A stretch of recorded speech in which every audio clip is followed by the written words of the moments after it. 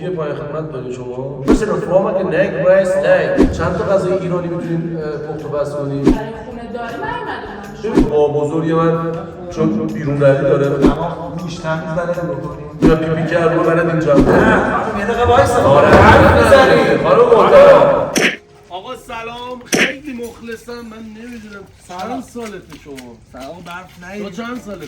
2-3 سال بود برف نیده بودیم خیلی ما یه آگهی توی دادیم واسه استخدام منشی به نظرم جذاب و جالبه این برفه همینطوری داره میاد همینطوری برفه داره میاد و ما دومین روزیه که توی این کافه داریم کلیپ میزنیم خیلی هم عالی. میتونی داره خدا بده برکت به این برف به این خدای مهربون که این نعمتا رو چی داری میگی من چی میگم امیدوارم این یکی کلیپ هم اینه کلیپ قبلی خفن بشه و کلی دل شما رو شاد کنیم استخدامش کنیم ان شاء الله استخدامش تو کنیم چند سالته عمو من چرا برف بازی من می‌کنی متولد شما 77 77 سلام سلام ارادتمندم قربان شما خانم با شما فکر کنم قرار داشتم خانم تینا پرلینش بفرمایید خانم فلاحی نژاد عزیز بله خیلی خوش اومدید خوب هستین سلامتین ما یه آگهی داده بودیم حالا اونجا نتونستیم زیاد توضیح بدیم در رابطه با کارمون ما شرکت عمرانی داریم یعنی به صورت کاملا تخصصی داریم انبوه‌سازی میکنیم توی منطقه چیتگر دد متاسفانه به خاطر مشغله کاری که داره کلا اروپا و کارو سپرده به من میخوام کلا سیستماتیک شرکت رو عوض کنم با بچه‌ای که اونجا دارن کار میکنن زیاد اوکی نیستم واقعیت امر اینه که گفتم منشی به سالار جان گفتم منشی مهمترین و به خصوص ترین شخص مورد نظر ما باید باشه چون اکثر ارتباطات و قراردادهای ما رو ایشون هماهنگ میکنه و گفتم که بنابر این دلیل از زبده ترین اشخاص استفاده کنیم و یه آگهی زدیم توی روزنامه که با چند نفری بشینیم صحبت کنیم مصاحبه کنیم که انشالله به نتیجه برسیم من زیاد چون زیغ وقت داریم زیاد من وقت شما رو نمیرم سالار جان شما تو اینجا صحبتی ندارین؟ نه دیگه شما سوالا رو بپرسید من بنویسم اسم شریفتون اسم فامیلی؟ تینا فلاحی نژاد بله خانم اسم پدرتون؟ مصطفی آقا مصطفی خوب هستن سلام بهشون برسید کد ملیتون رو محبت میکنید 030 بله عرضم به خدمت شما که کد پستیتون هم 030 متاسفانه نه اوکی شما یعنی الان عکس 3x4 همراهتون هست عکس 3x4 نگفتید آره نه حالا میدم بچه‌ها اینجا ازتون عکس بگیرن 4 تا قطعه کپی پایان خدمت دارین شما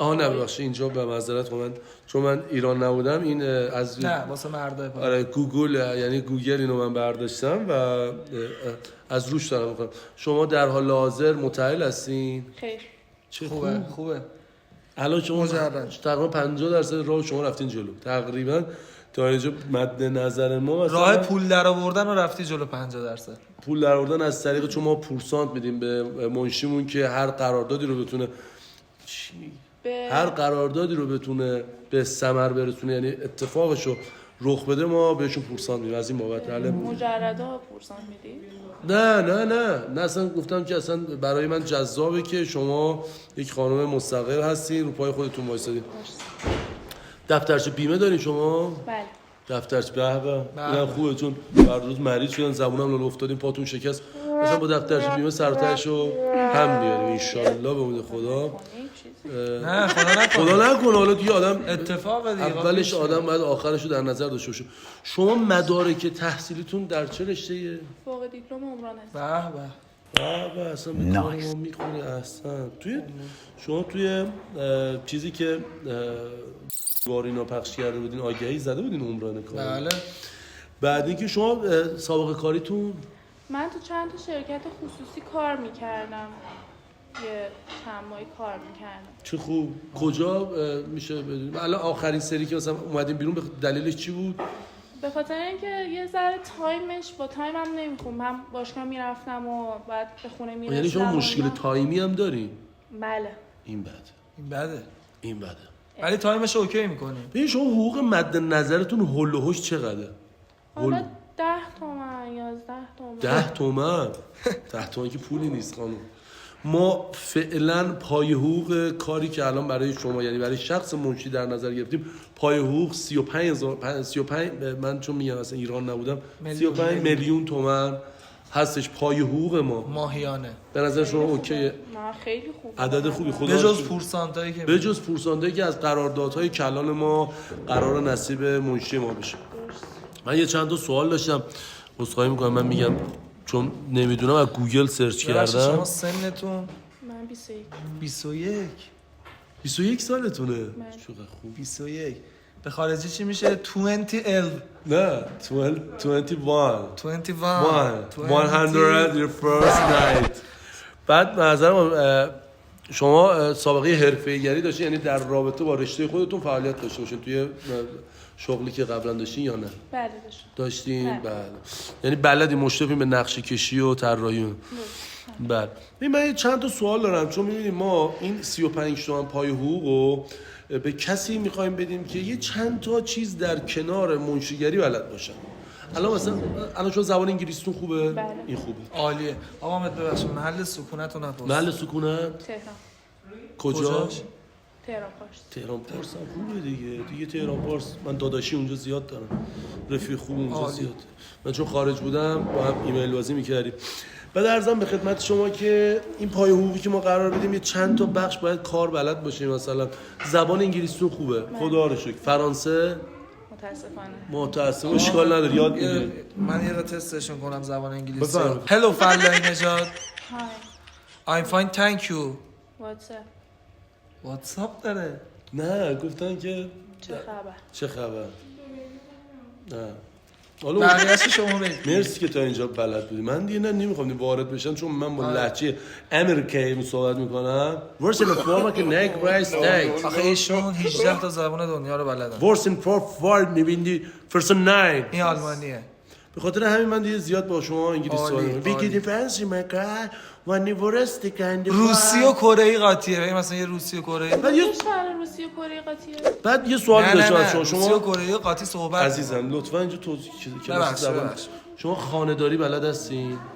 آره بلدین یعنی مثلا جارو بزنین ظرف بشورین آره بلد ولی چرا آره ببین به کار شما ربطی نداره غیر مستقیم ربط داره یعنی بهتون توضیح میدم الان مثلا شما آشپزی بلدین چند تا غذای ایرانی میتونین پخت و پز کنین همشون Bir kenarda bir köşede görmesen de varlar Umut gökyüzünde parlar Ruhun kanla ایرانی هیچ موقع نمیتونه کل غذا رو درست کنه این اصلا عالیه اصلا مادر بزرگم چون خونه داری هم بلده آره عالی بعد پخت و پز بلدین خونه داری بعد خریدم که اوکی این مثلا بریم تخم مرغ بخرین بربری مثلا بخرین سنگک من دارم میگم چه ربطی به کار داره شما باید کار رو توضیح بدید کار رو بهتون توضیح میدم خونه داری من برای خونه داری نیومده بودم شما برای ببینید منشیگری عدد 100% عدد حقوق ما مطلوبه خوبه یعنی عدد اگر 4 تا کارمند ما داریم ساپورتمون به 35 تومن تازه بجز قراردادا بجز ما یه نکته مهم و اساسی این وسط هست که من واقعیتم اینه که چون گفتم اولش به شما گفتم ایران نیست به خاطر یه کوچولو اشغالوازه دیگه حالا تو ایران فکر کنم بهش میگن شوگر دادی نه حالا ما اشغال میکنه میچرخه تو کشور اروپا شوخی میکنه سالی جا نه شوگر دادی به خارجی یعنی مثلا پدری که خارج میره آفرین بله واقعیت امر اینه که ما دنبال یه منشی هستیم که یهو پیش میاد دیگه مام من یعنی مادر من خونه نیست واسه مام بزرگ من آشپزی کنه یه لحظه به منشیمون زنگ بزنم بگم موشی بگه جوشی یعنی جونم بگم موشی برو خونه مثلا یه دونه واسه مام بزرگ من یه کله پاچه بذار یه سوشی حالا شاید بلد نباشم بلده ماهی خام تو میگم یه دونه واسه مام بزرگ من یه مثلا قرمه سبزی بذار دلش قرمه سبزی میخواد شما مثلا بگی چوچی یعنی چشم مثلا قرمه بریم مثلا یه دونه قرمه سبزی بذار یا مثلا یه دفعه مام بزرگ من بیادبی ببخشید همون اسخای میگم شما جای خواهر من همون چون سنش کولت سن همون رفتن این کمکش کنین ببرین مثلا یه کیسه لیفی ناخوناشون مثلا بگیرین خب یه موضوعی مدرک تحصیلی من عمران درسته چیزی که به خاطرش زنگ زدم منشیگریه بله درسته بله پای حقوق شما درسته بالاست بله خب همینا قابل شما رو هم نداریم توفه است. نه پولی نیستش درسته. واسه شما. در مقابل کاری که دارم انجام میدم من قراره یه پولی بگیرم، بله زحمت بکش. ولی اینکه بخوام حالا به مامان بزرگ شما برسم، من برای این کار نیومدم، برای چه کاری اومده من شد؟ برای منشیگری اومده بودم. منشیگری که بخواد من را در کارهای خودم حمایت کند، فردا شاید معذرت کنم با بزرگ من چون بیرون روی داره تو خودش بیرون روی میکنه، یعنی درون خودش حالا اسم محصول نباید داریم، تبلیغات تو کار ما نیست، ما اینجا محصول. بعد این بیرون روی رو تو خودش بیرون روی میکنه و اونجا کرکسیب میشه. شما هم جای خواهر من چشماتو رو میبندی اونجا رو تمیز میکنی، حقوقه کاره. یه ماسک هم میزنی اصلا ماس بوشه بو فرس. اگر میخواستم یه همچین کاری رو انجام بدم، داخل همون اپلیکیشنی که شما رو پیدا کردم میتونستم کار دیگه پیدا کنم، از جمله خونه خدمات مجالس مثلا. این کارا خدمات مجالس دیگه. در اصل ما دنبال یه شخصی میگردیم که خدمات مجالس بلد باشه، در کنارش منشی باشه. آچار فرانسه میخواد. آچار فرانسه. فردا روز شما جای خواهر نداشته من. بعد تازه اینم بگم یه دفعه میگم که اسم شریف تو خانم فلان نجات، میگم خانم فلان نجات مثلا این پسر همسایه زیاد زرزر میکنه، برو شیشاشو بیار پایین. آره نه که یه سنگ. بعد تازه شما اگه این کارا رو انجام بدید خیلی دل پاکی داره. یادی 35 میلیون کرد 75 میلیون تو ماه. شما مسخره میکنید نه؟ وا مسخره که نه واقعا. حالا دوستم یه چند وقت تو بیمارستان، این دوستم میگن مشکل اعصاب روان تو بیمارستان بستری بود، بیمارستان روانی. حرفاشو زیاد جدی نگیری. حرف ایشونو جدی نگیرم، حرف شما رو که میتونم جدی من میخوام بخشی از سرمایه‌های داداشمو بهتون بگم عزیزیم شما. بخشی از نمیدونم حالا تهرانو کامل بلدید یا نه، سعادت آبادو که بلدید. 4 مدیریت یه پاساژ اولش داره، عمارت ایشونه، اون یه بخش کجاست اونجا؟ مدیریت، سر مدیریت. من چون دد زیاد داره مثلا نمیدونم کجاست. مدیریت یه بار رفتیم با هم. من بلد نیستم شروع. بلد نیست ولی داره، خیلی داره. اصلا این آقا کل تهران مال این آقا. خانم الان شما بلدی سبزی پاک کنی؟ ول کن اصلا. سبزی بلدی پاک کنی؟ ناخون بلدی بگیری؟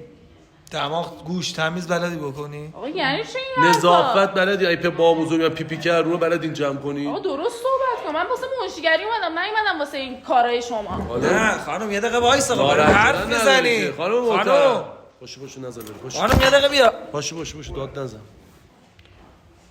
سالا نظر بره. بدو دیگه. نظر بره. ما عذرخواهی می‌کنیم واقعا، ببخشید تو رو خدا. خواستیم یه شوخی کرده باشیم و اصلا به نظر من جالبی نبود. خب شوخی من واقعا عذرخواهی میکنم خواهرم، ما خواستیم یه شوخی با شما کرده باشیم، بازم از شما عذرخواهی میکنم، بازم عذرخواهی میکنم. نبود به نظرم. ببخش. من به خاطر اینکه وقت شما رو تو این روز قشنگ گرفتم، یک هدیه ناقابل بچه نقده، ببخشید بازم شرمنده و بازم به بزرگی خودتون ببخشید. ما خواستیم یه دوری مخفی ساخته باشیم و یه لبخندی رو لب مردم بیاریم. شما راضی این ویدیو پخش بشه؟ مشکلی ندارم، ولی اگه واقعا دوربین مخفی باشه. آره یه دوربین ما اونجاست و نه یه دوربین ما هم اینجاست. خانم فعلا نجات، امیدوارم که یه کار خیلی خفن گیرتون بیاد و حقوقش هم بالا باشه انشالله. خیلی ممنون، مرسی لطف کردید. یه دست تکون میدیم به دوربینای ما. آقا داری این فیلمو میبینی لایک، سابسکرایب، زنگوله رو بزن و خیلی دوست دارم. که مرسی که ما رو تا این لحظه نگاه کردین. دمتون گرم. مرسی، بازم عذرخواهی می‌کنم.